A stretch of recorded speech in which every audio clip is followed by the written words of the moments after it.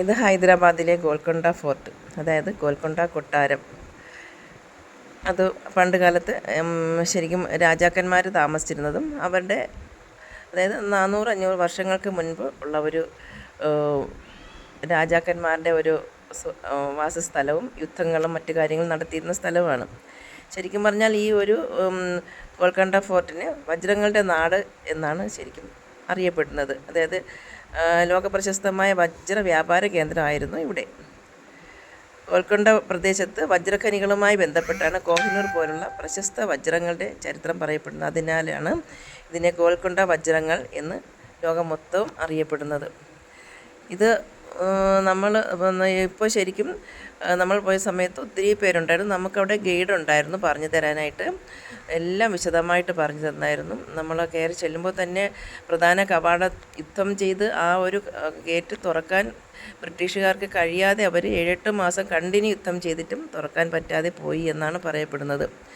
അവിടുത്തെ ഈ ഒരു പഞ്ചരത്ന ഖനികളും വജ്രങ്ങളും കോഹിനൂർ രത്നവും എല്ലാം ബ്രിട്ടീഷുകാർ യുദ്ധം ചെയ്ത് പിടിച്ചെടുത്തുകൊണ്ട് പോയിട്ടുണ്ട് എന്നാണ് പറയപ്പെടുന്നത്. ശരിക്കും പറഞ്ഞാൽ ഇവിടുത്തെ ഈ ഒരു പ്രധാന സവിശേഷത കേട്ടാൽ എല്ലാവർക്കും അത്ഭുതമാവും. അത്രയ്ക്കും വളരെ നമ്മൾ ഒരിക്കലും ചിന്തിക്കുക പോലും ചെയ്തിട്ടില്ലാത്ത അത്രയും ഈ കൊട്ടാരത്തിനകത്ത് ഉണ്ടായിരുന്നു എന്നുള്ളതാണ്. അവിടുത്തെ ശരിക്കും ആ ഒരു സവിശേഷതയെന്ന് പറയുമ്പോൾ നമുക്കവിടെ ചെന്നാൽ കാണാൻ കഴിയുന്നത് എന്താ, വലിയ മതിലുകളാണ്, ഏറ്റവും വലിയ, അതായത് കൊട്ടാരം പോലെ തന്നെ അത്രയും ഹൈറ്റിൽ നിൽക്കുന്ന മതിലാണോ കൊട്ടാരമാണോ എന്ന് തന്നെ അറിയില്ല.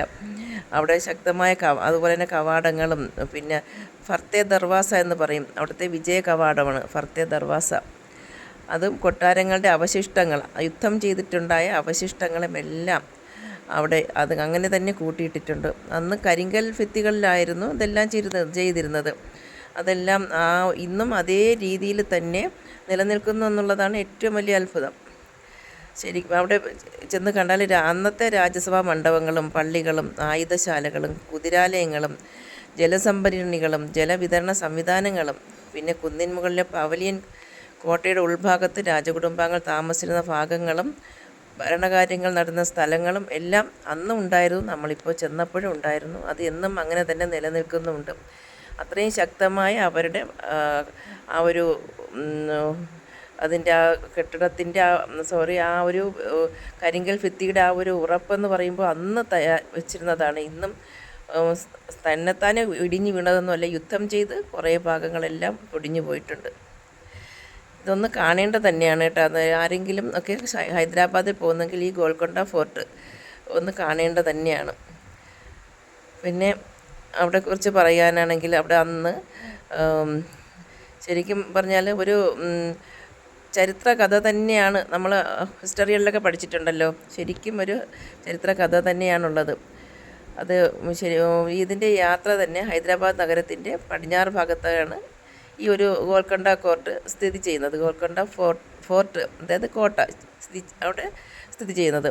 അവിടുത്തെ ഏറ്റവും പ്രശസ്തമായ ഒരു പുരാതന കോട്ടകളിലൊന്നാണ് ഈ ഒരു ഗോൽക്കൊണ്ട ഫോർട്ട്.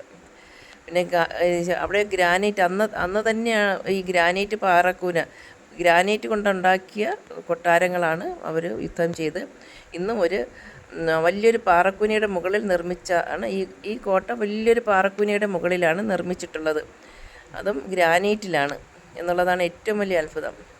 പിന്നെ അന്നത്തെ ഹൈദരാബാദിൻ്റെ രാജകീയ ചരിത്രത്തിൻ്റെയും വാസ്തു വിദ്യയുടെയും പ്രതീകമാണ് ഇന്നും നമ്മൾ അവിടെ കാണുന്നത്. ഇതിൽ നമ്മൾ കയറി ചെല്ലുമ്പോൾ തന്നെ കാണുന്ന ഭാഗത്ത് നമുക്ക് ഒരു സ്ഥലമുണ്ട്. അവിടെ നിന്നിട്ട് പതുക്കെ ഒന്ന് കൈയടിച്ചാൽ തന്നെ ഒരു 8 കിലോമീറ്റർ അകലെയുള്ള രാജാവിൻ്റെ കൊട്ടാരത്തിൻ്റെ മുകളിൽ രാജാവെല്ലാം വസിക്കുന്ന സ്ഥലത്ത് ഇതിൻ്റെ സൗണ്ട് കേൾക്കാമെന്നാണ് പറയുന്നത്. കാരണം പതുക്കെ വന്ന് ഭടന്മാർ, അതായത് ശത്രുക്കൾ വന്ന് ചെറിയ രീതിയിൽ ശബ്ദം വെച്ചാലും കേൾക്കാൻ പറ്റുന്ന ഭാഗത്തിൽ അതിൻ്റെ പ്രധാന കവാടത്തിൽ ഒരു സംഭവം ചെയ്തു വച്ചിട്ടുണ്ട്. അപ്പോൾ ആ ഭാഗത്ത് നിന്ന് കൈയടിക്കുകയോ എന്തെങ്കിലും പതുക്കെ പറയുകയോ ചെയ്താൽ 8-10 കിലോമീറ്റർ ദൂരെയുള്ള രാജാവിൻ്റെ കൊട്ടാരത്തിൽ ഇതെല്ലാം എത്തും അവർക്ക്. അതുപോലെ തന്നെ അവിടെ ഒളി സങ്കേതങ്ങളും അതുപോലെ അവരുടെ പിന്നെ യുദ്ധത്തിൻ്റെ ആയുധങ്ങളും എല്ലാം സംഭരിച്ച് വെച്ചിട്ടുണ്ട്. ആ ഭാഗത്ത് പഴയകാല യുദ്ധത്തിന് ഉപയോഗിക്കുന്ന പീരങ്കികളും തോക്കുകളും അതൊക്കെ കാണേണ്ടത് തന്നെയാണ് കേട്ടോ. അതെല്ലാം ഇവിടെ പോയാലും നന്നായിട്ടെല്ലാം നമുക്ക് കണ്ട് മനസ്സിലാക്കി തരാനായിട്ട് ഒരു ഗൈഡുണ്ട്. വേണമെങ്കിൽ ഗൈഡ് കൂടെ വരും എന്നുള്ളതാണ്. നമ്മൾ ഗൈഡിനെ കൂടെ കൊണ്ടാണ് പോയത്. അപ്പോൾ എല്ലാം വിശദമായിട്ട് പറഞ്ഞു തന്നു. ഇനി പറയാനാണെങ്കിൽ ഒത്തിരി ഉണ്ട് കാര്യങ്ങൾ. പിന്നെ ഞാൻ പറഞ്ഞില്ലേ, ഈ കൈയടിക്കുന്നത് ശരിക്കും പറഞ്ഞാൽ അതൊരു അത്ഭുതം തന്നെയാണ് കേട്ടോ. കോട്ടയുടെ ഏറ്റവും പ്രശസ്തമായ പ്രത്യേകതയാണ്. അതൊരു ശബ്ദശാസ്ത്ര സംവിധാനം എന്നാണ് പറയുന്നത് തന്നെ. പിന്നെ അതിൻ്റെ പ്രധാന കവാടമാണ് ഫത്തേ ദർവാസ. അതിന് സമീപത്താണ് നിന്ന് കൈയടിച്ചാലാണ് ഈ ഒരു ഞാൻ പറഞ്ഞില്ല, പ്രധാന കവാടത്തിൻ്റെ ഫ്രണ്ടിൽ നിന്ന് കൈയടിച്ചാലാണ് നമുക്ക് ഈ ഒരു സൗണ്ട് മുകളിൽ എത്തുന്നത്. മുകളിലെന്ന് വെച്ചാൽ അത് നമ്മൾ 1000 സ്റ്റെപ്പുണ്ട്. പടി കയറി മുകളിൽ ചെന്ന് കഴിഞ്ഞാൽ ഹൈദരാബാദ് ചുറ്റും ഭംഗിയായിട്ട് കാണാം. ഏകദേശം ഞങ്ങളൊരു 10-600 സ്റ്റെപ്പോളം കയറിയായിരുന്നു. പിന്നെ ഏറ്റവും മുകളിൽ ചെന്ന് കഴിഞ്ഞാൽ ഭയങ്കര കാറ്റാണ്. ആ കാറ്റ് കൊണ്ട് പിടിച്ച് കയറാനും ബുദ്ധിമുട്ടാണ്. പിന്നെ യുദ്ധത്തിൽ അവിടെ എല്ലാ ഭാഗവും പൊടിഞ്ഞ് കിടക്കുന്നത് കൊണ്ട് ചില സ്ഥലങ്ങളിലെത്തുമ്പോൾ നമുക്ക് ഒരു കാല് വെച്ചിട്ട് ഇങ്ങനെ പതുക്കെ ശ്രദ്ധിച്ചില്ല എന്നുണ്ടെങ്കിൽ അത്രയും താഴ്ച വന്ന് വീഴും.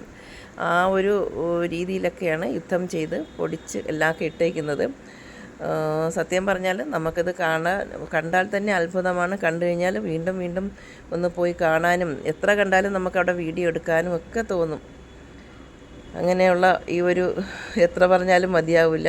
പിന്നെ ഈ കോട്ടയുടെ പതനം എന്ന് പറയുമ്പോൾ ശരിക്കും 1687 അതായത് മുഗൾ ചക്രവർത്തി ഔറംഗസേബ് ഗോൽക്കൊണ്ട കോട്ട പിടിച്ചടക്കിയതോടെയാണ് കുത്തബ് ഷാഹി ഭരണകൂടം അന്ത്യം സംഭവിച്ചു. കുത്തബ് ഷാഹിയാണ് അവിടെ ഭരിച്ചിരുന്നത്. അപ്പോൾ ഈ ഔറംഗസേബ് പിടിച്ചെടുത്തപ്പോൾ കുത്തബ് ഷാഹിയുടെ തന്നെ വേറൊരു കോട്ടയുണ്ട് അവിടെ.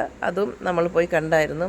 അതും കാണേണ്ടത് തന്നെ കേട്ടോ. എല്ലാ കോട്ടയുടെയും ബിൽഡിങ്ങിൻ്റെ ആ ഒരു രീതിയെല്ലാം ഒരുപോലെയാണ്. അതുപോലെ തന്നെ ചാർമിനാറും എല്ലാവരും ഈ രാജാക്കന്മാർ പണി കഴിപ്പിച്ചിട്ടുള്ളതാണ്.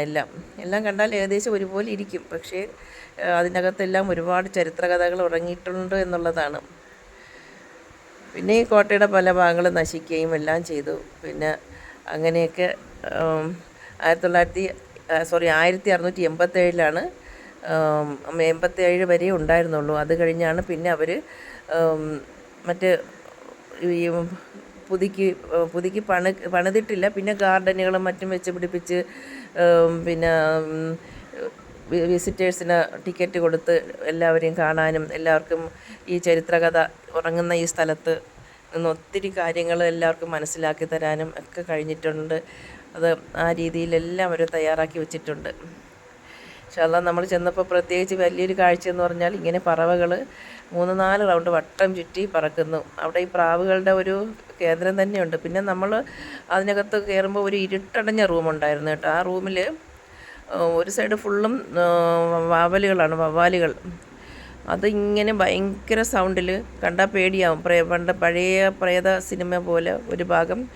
അതിനകത്ത് പ്രത്യേകിച്ച് ലൈറ്റ് അങ്ങനെയൊന്നുമില്ല കേട്ടോ. ട്യൂബ് ലൈറ്റ് അങ്ങനെയൊന്നുമില്ല. 5-6 മണിയാകുമ്പോൾ അടയ്ക്കും. അതുവരെയുള്ള വെളിച്ചം നമ്മൾ വാതിൽ തുറന്നിടുമ്പോൾ ഉള്ള വെളിച്ചമാണ്. പ്രത്യേകിച്ച് ലൈറ്റൊന്നുമില്ല. പഴയ കാലത്ത് ലൈറ്റുകളും കർട്ടനുകളും എല്ലാം ഉണ്ടായിരുന്നു. അതൊക്കെ യുദ്ധം ചെയ്തപ്പോൾ പോയതോടുകൂടി പിന്നെ ഒന്നും വെച്ച് പിടിപ്പിച്ചിട്ടൊന്നുമില്ല.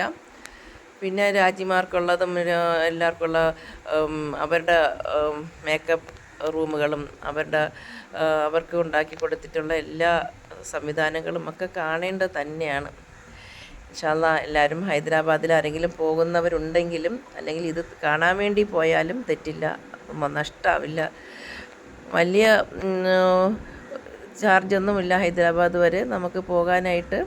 ഫ്ലൈറ്റിലാണെങ്കിലും അതിൻ്റെ റേറ്റ് അനുസരിച്ച് നോക്കി ഫ്ലൈറ്റിൻ്റെ ചാർജ് കുറയുന്നതോ അങ്ങനെയൊക്കെ നോക്കി പോകാം. അല്ലാന്നുണ്ടെങ്കിൽ ബസ്സിൽ ഒരു ദിവസം അതായത് 24 മണിക്കൂർ കൊണ്ട് ബസ്സിലെത്തും.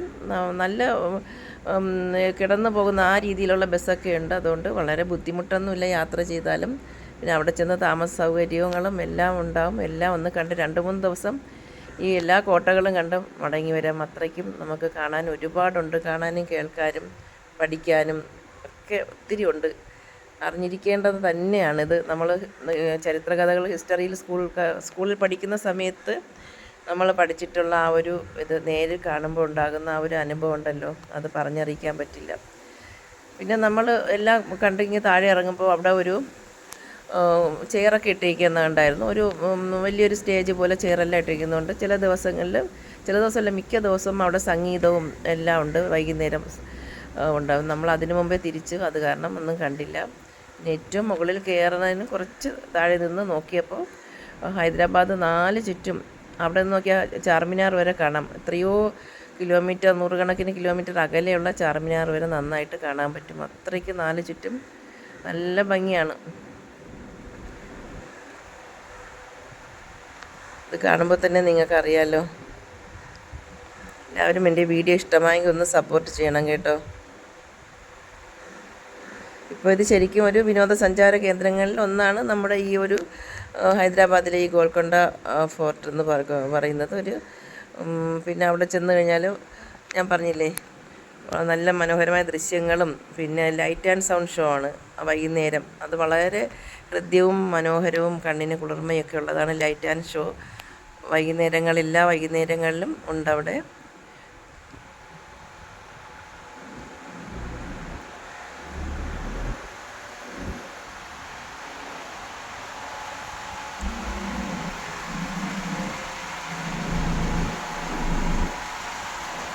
പിന്നെ 1518 ഇത് ശരിക്കും പണി കഴിപ്പിച്ചതും. 1687 വരെ കുത്തബ് ഷാഹി ഭരണാധികാരികളുടെ പ്രധാന തലസ്ഥാനം ആയിരുന്നതുകൊണ്ട് കുത്തബ് ഷാഹിയാണ് ലാസ്റ്റ് 1687 വരെ ഭരിച്ചത്. പിന്നീടാണ് ഹൈദരാബാദ് നഗരം സ്ഥാപിക്കപ്പെട്ടതും. ഗോൽക്കൊണ്ടയുടെ ചരിത്ര പ്രാധാന്യം എല്ലാവരിലേക്കും എല്ലാവർക്കും മനസ്സിലാക്കാൻ കഴിഞ്ഞിട്ടുള്ളത്. ഇൻഷാ അല്ലാഹ് എൻ്റെ വീഡിയോ ഇഷ്ടമായെങ്കിൽ എല്ലാവരും ഒന്ന് സപ്പോർട്ട് ചെയ്യും. ഇനി പറയാനാണെങ്കിലും ഒരുപാടുണ്ട്, അറിയാനും ഒരുപാടുണ്ട്.